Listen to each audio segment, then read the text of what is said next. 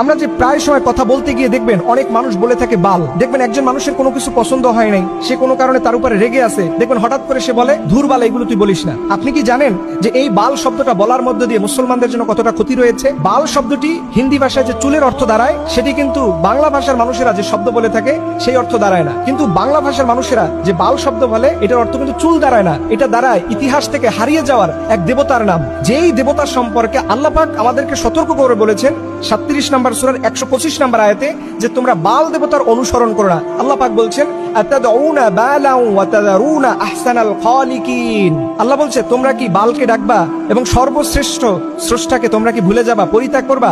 এই বাল শব্দটা আল্লাহ পাক কোরআনের মধ্যে বলেছেন। এই বাল শব্দটা সেমিটিক শব্দ, যার অর্থ দাঁড়ায় দেবতা বা স্রষ্টা, বা আমরা যে আল্লাহ বলে সম্বোধন করি ঠিক একই রকম অর্থ দাঁড়ায়। আমরা যে প্রায় সময় কথা বলতে গিয়ে দেখবেন অনেক মানুষ বলে থাকে বাল। দেখবেন একজন মানুষের কোনো কিছু পছন্দ হয় নাই, সে কোনো কারণে তার উপরে রেগে আছে, দেখবেন হঠাৎ করে সে বলে ধুর বাল, এগুলো তুই বলিস না। আপনি কি জানেন